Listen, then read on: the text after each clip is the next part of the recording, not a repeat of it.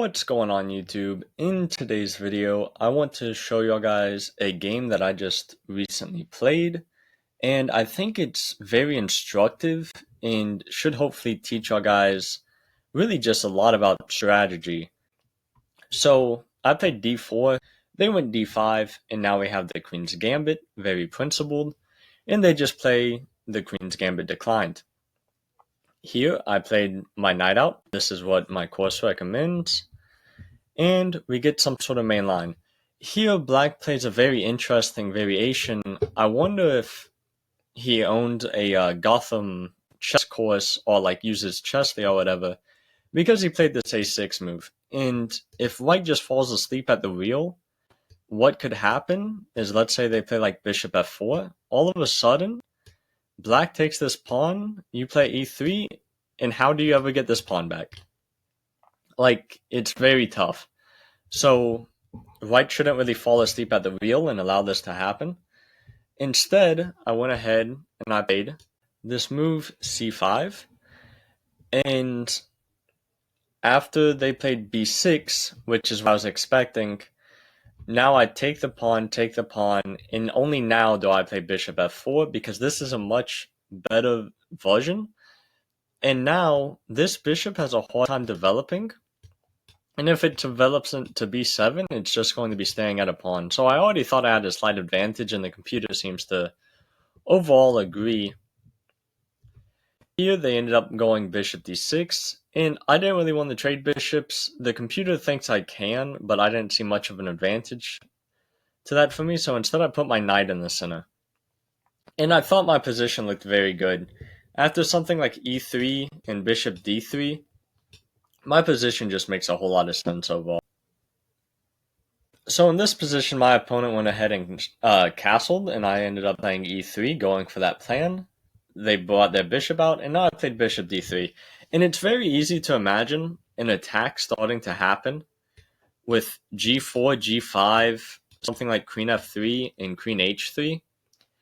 And if Black isn't fast here, they could be in very serious danger. But they just bring their knight out and develop. And I play this move a3.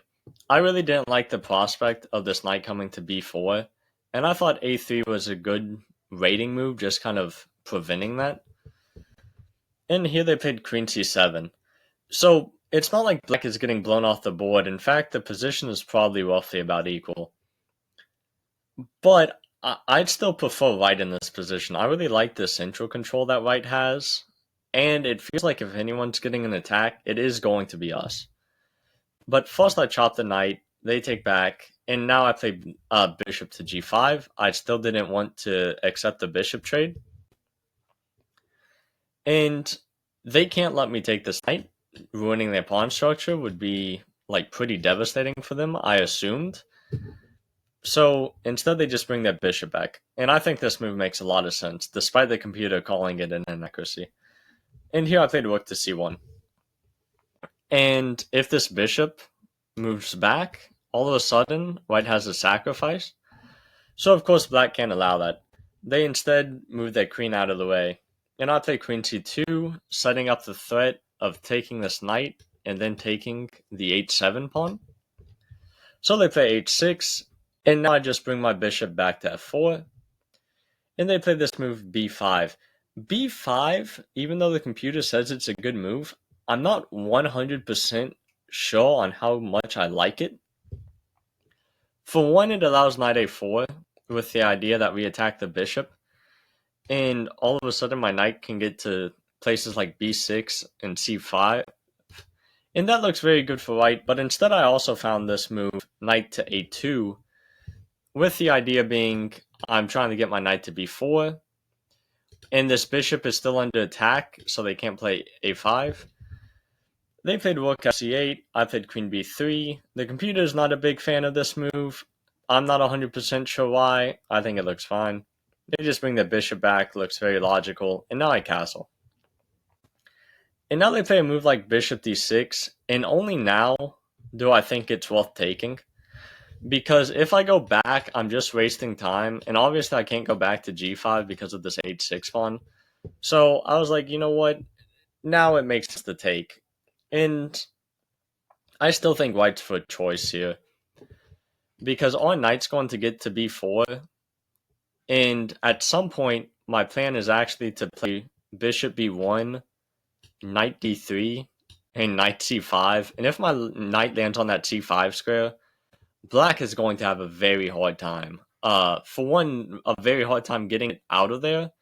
And for two, just a very hard time struggling with space. Because our knight would just start suffocating them. So, I play bishop b1. They bring their knight back. And now I bring my knight forward. I just told you the game plan, and I just stuck to it.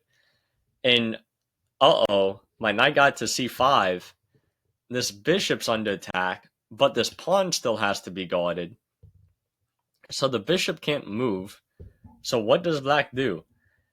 They try guarding the bishop with the queen, but now a4 comes, and this pawn structure is very weak. Don't mind the computer calling this an inaccuracy, by the way. I think the computer, is BSing on that one. I think a4 is a great move here. Just undermining the queen side. And after something like g6, for one, you can't take the pawn immediately. If you take, you actually get forked. So you have to guard against that. And why they couldn't fork you immediately here was because of this move, queen d3. And it probably would have been just a bit worse for them after something like, I don't know.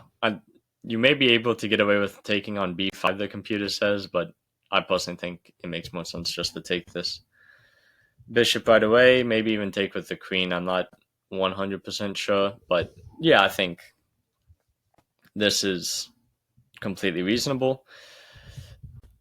That they didn't go for this, seeing that the threat of queen d3, that's why they went b6. And now I guard against their threat, and only now do I take this pawn. They take back. And here, I played bishop d3, attacking their pawn again, and it's just very hard to hold on to it. Yeah, they tried just plopping the knight in the center and giving away the pawn. Apparently, the computer thinks I just should have taken, and after d takes, only now do I take this pawn, and I guess that's fine. And if they take with the b pawn, then obviously the bishop just hangs.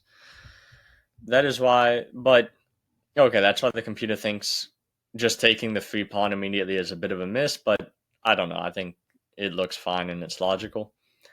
They attack my queen. I just end up moving it to the side here, keeping pressure on this bishop. The whole point was I was trying to allow this rook not to move. That's why when the rook moved, I was completely shocked. My opponent just hung a bishop. And yeah, if you put somebody under strategic pressure for a long enough time, even strong level opponents, like this person's almost 2100, they will eventually just fold.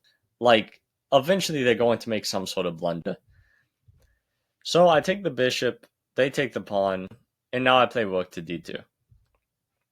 I take back with the knight because I think it's the most logical. If you take with the rook, all of a sudden you kind of allow some counterplay possibly down here. So I thought it was much better to just take the knight, and you have this added bonus of you can do this queen sacrifice, which is very nice. They take, you take, and now you have a rook, and a knight for a queen, which makes 13 points versus 9. And white should be better in almost every case scenario here. And this position is no exception. After they move the king forward, you just double up on the c-file, and you bring your knight in. There's a very serious threat of something like rook c7, for example, attacking this pawn and attacking the queen at the same time, and black is virtually lost. They throw in this check first, hoping that it helps, and then they put their queen on f5, but in reality, it's too late to fix this position. After something like rook c7, they move their king, and I just take this pawn.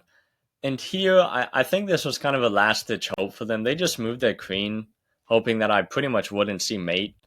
But this allows mate in 1. And yeah, I really hope y'all guys enjoyed this game. I really liked it. And if y'all guys want to play games like this yourselves, check out the one-on-one coaching. Check out the link in the description for one-on-one coaching with me. and I'll see y'all guys in the next video.